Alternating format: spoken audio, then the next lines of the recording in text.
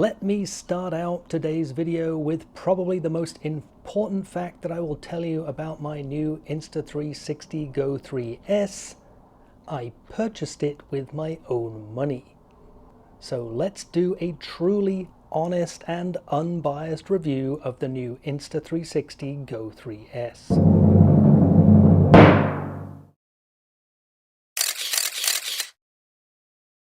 So there are a ton of reviews out there for the new Insta360 Go 3S, but it seems that the vast majority of them are from professionals and semi-professionals who receive their equipment free of charge from Insta360. Now, most of them at least are honest enough to tell you that they received the camera free of charge, but then they will also say that Insta360 has no influence over their review, and come on, that's just BS. Now, worse still, there are a number of reviewers out there who receive the camera free of charge and then just neglect to mention it, and let's face it, that's just plain dishonest. So just to reiterate, I have no connection whatsoever with Insta360 or any other manufacturer. I purchased this camera with my own money and the opinions are entirely my own.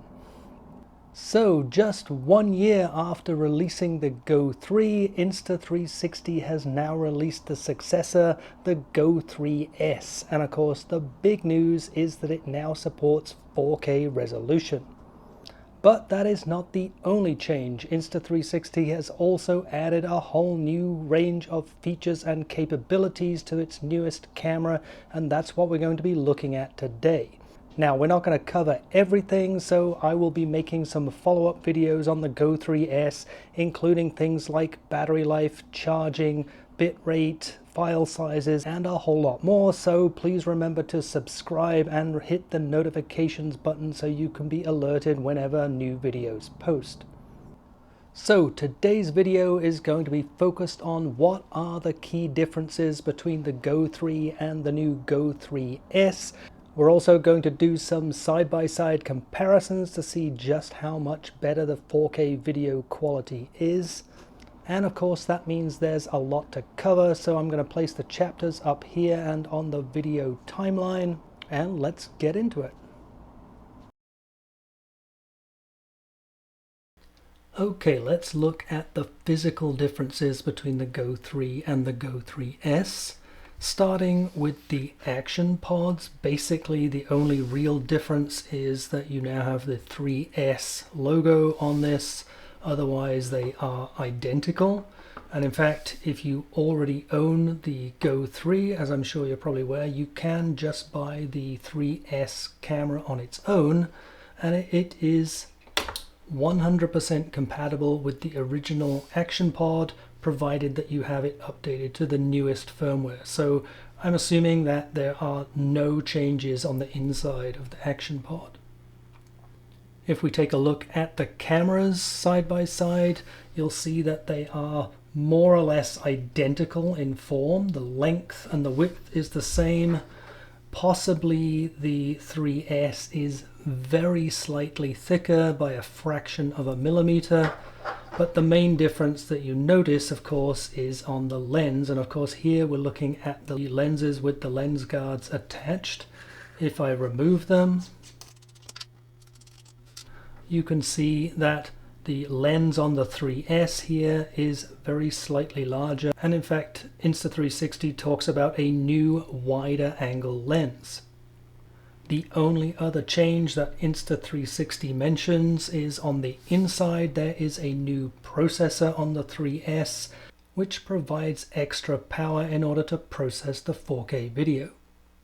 Now, interestingly, even though we've gone from 2.7K on the Go 3 to 4K on the Go 3S, there is no mention of there being a new sensor. So I'm assuming that the Go 3 and the Go 3S actually have the same sensor, and the new wide-angle lens that they have mentioned is simply illuminating a bigger area of that same sensor. Now, I'm just speculating here, but that would explain why even with a wider angle lens, the effective focal length of the 3S is actually larger than on the 3, and it would also explain why the battery life is slightly lower even when filming at the same conditions. So when it comes to new features and capabilities of the Go 3S, of course the big news is the 4K resolution, and we'll get back to that in just a moment. But as we said, it's not the only new feature that's been added to the Go 3S. It's now waterproof down to 10 meters instead of 5. You have some new capabilities like the Mega View field of view, the interval video capability, which in the right situation I can see being very useful. And then you have a couple of smaller add-ons such as the gesture control, Apple Find My, the easy switch mode, which to be honest I'm not a fan of, and I'll talk more about that later on. But I do have to say that I think some of these features, not all of them, but some of them probably could have been added to the Go 3 by way of a firmware update. Perhaps they still will. But as we said, the big news, of course, is the upgrade to 4K resolution.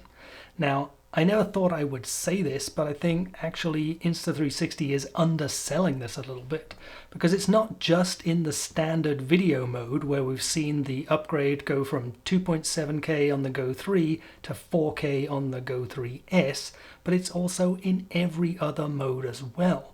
In the free frame mode, we've seen a massive step up going from 1440p on the Go 3 straight to 4K on the Go 3S, and also the same thing when it comes to time lapses.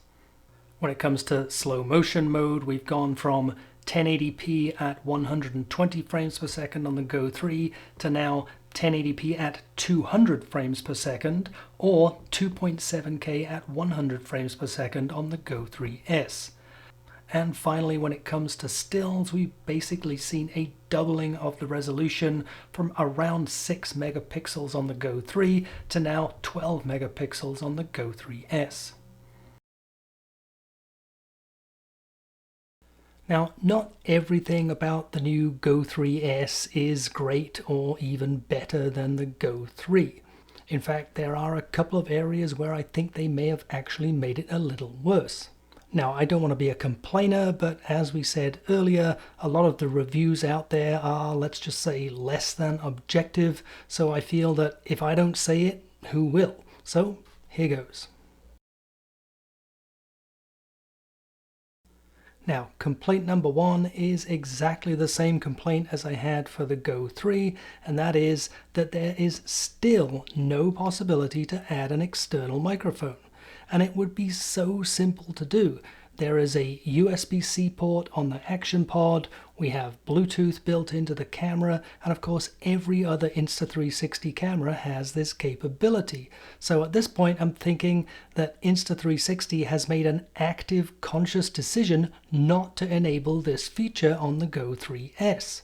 Now, maybe this is to force you to buy a different camera from their lineup if you want that capability, but whatever the reason is, it is a massive miss on the Go 3S.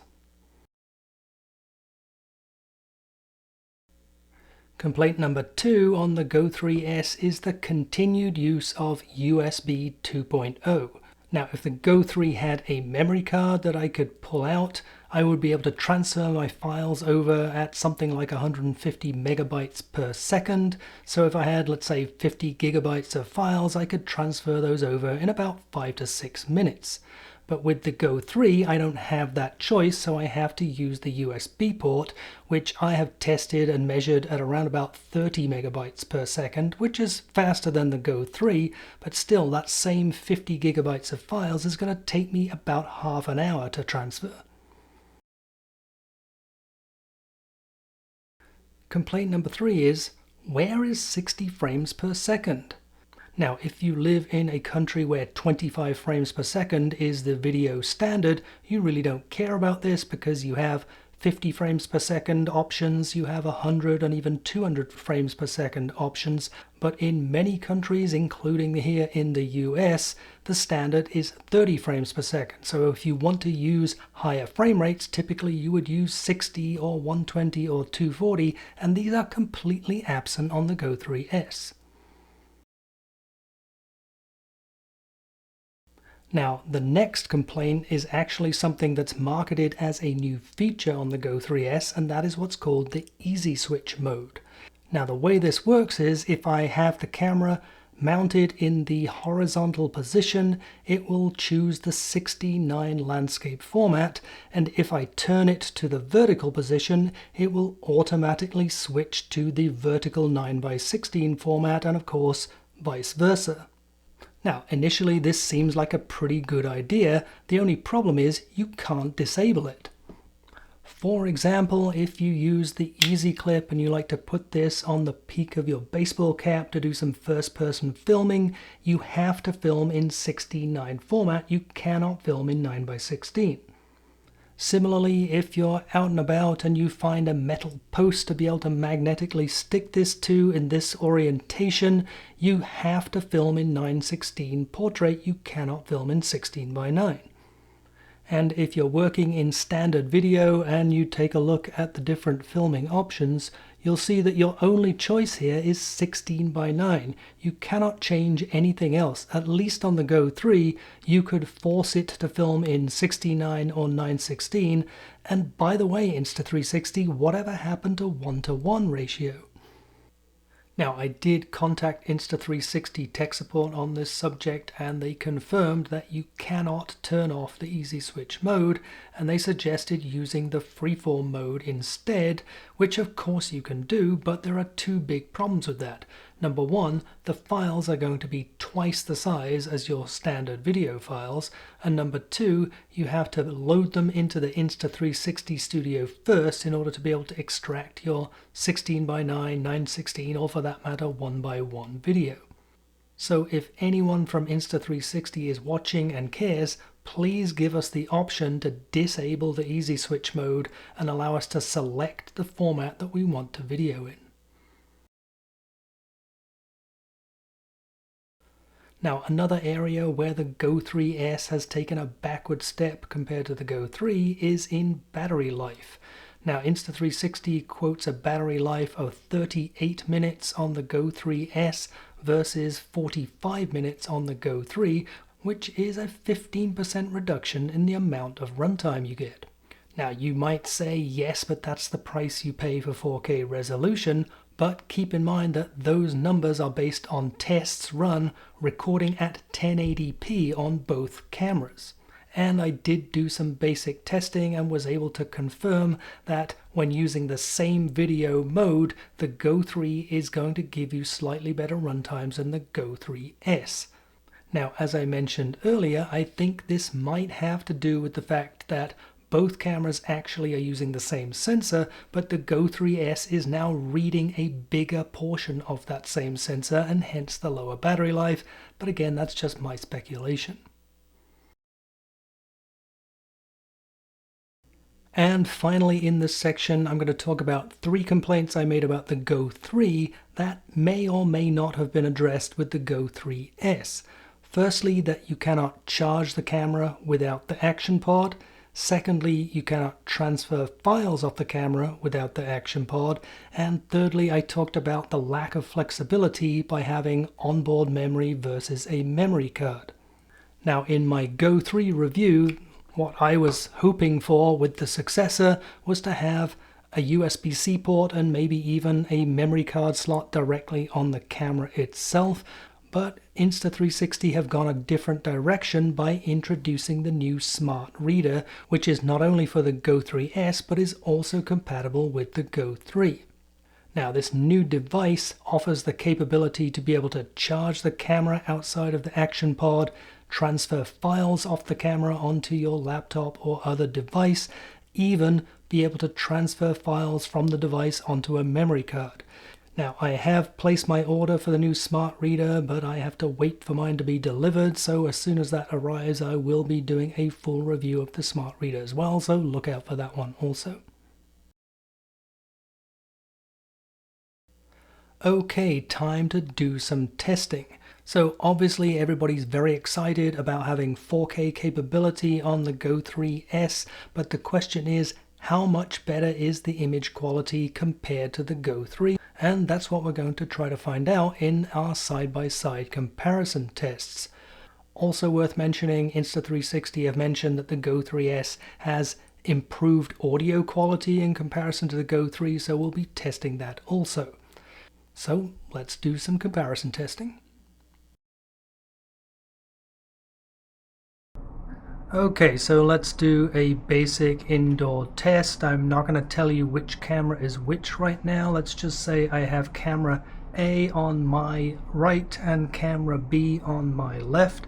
What do you think? How do the images compare between the two? I will tell you that I did have to play around a little bit with the exposure compensation to get the images reasonably similar. As far as the audio is concerned, obviously we're using the onboard microphones of both cameras. Right now you're listening to me over the onboard microphones of camera A. Let's go ahead and switch over to camera B and see if we can tell any difference between the two. So as I said, right now I'm talking to you on the onboard microphones of camera B. Let's switch back over briefly to camera A to get the full comparison. And just to finish things off, let's go ahead and switch back over to camera B just to complete the test and see if we can hear any difference between the two microphones.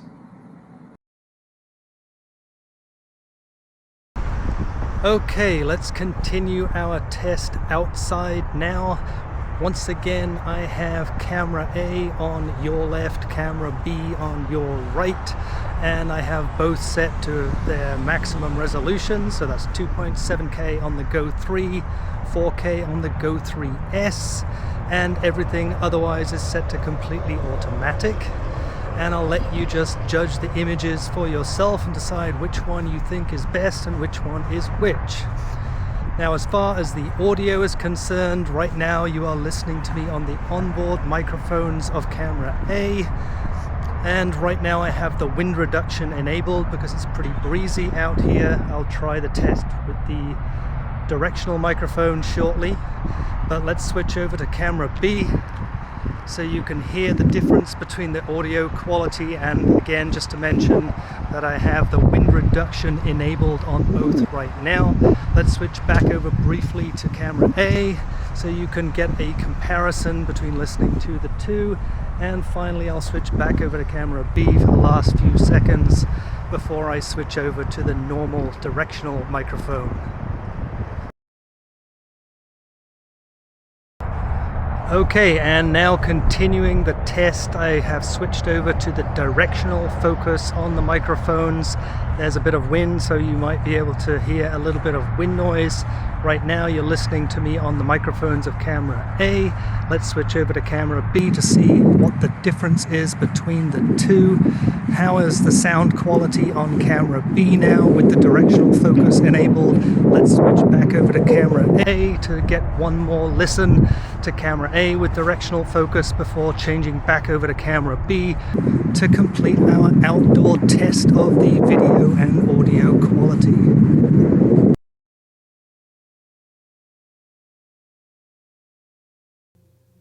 So in this side-by-side comparison, you can definitely see better image detail in camera A. And this is particularly noticeable if you look into the dark shadowy areas. In lower light conditions, camera A clearly shows better dynamic range. The highlights are exposed correctly without blowing out, and there's still great detail in the darker areas of the picture.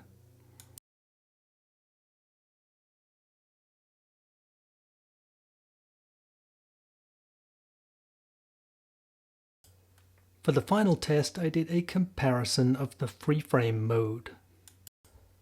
In this test, I think camera A has a slight advantage when it comes to image detail, but when it comes to overall image quality, I'm really not sure there's that much difference between the two. This is definitely an area where I plan on doing some additional testing.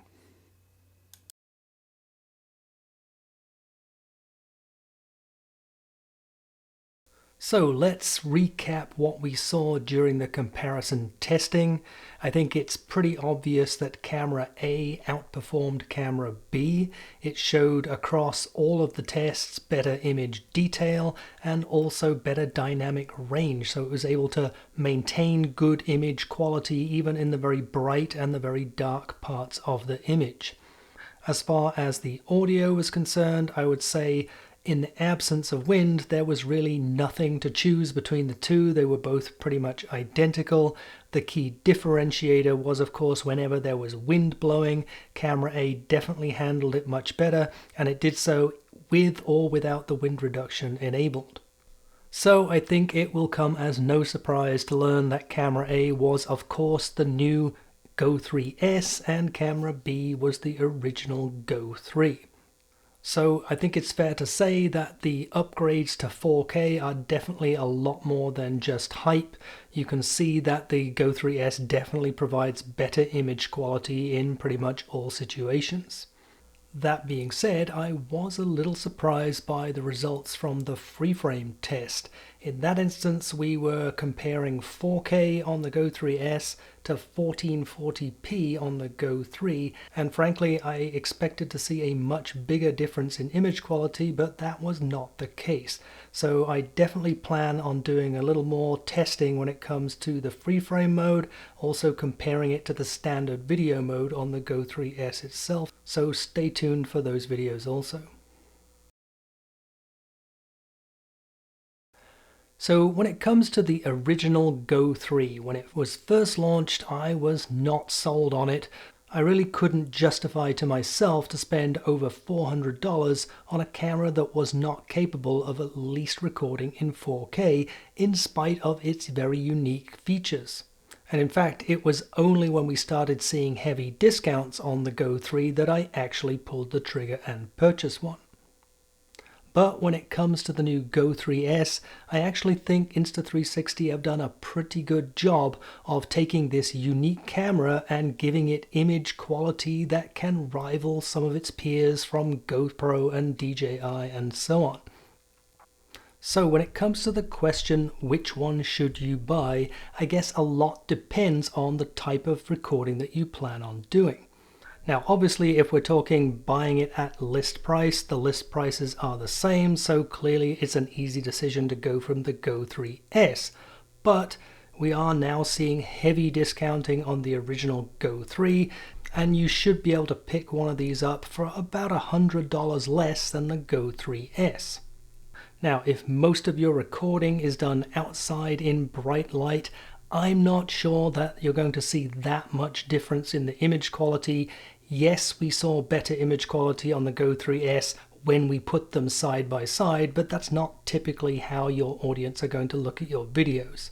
That being said, if you're looking at indoor work or low light work, then yes, you're probably going to see more of a difference in the image quality, and you might want to lean towards the Go 3S.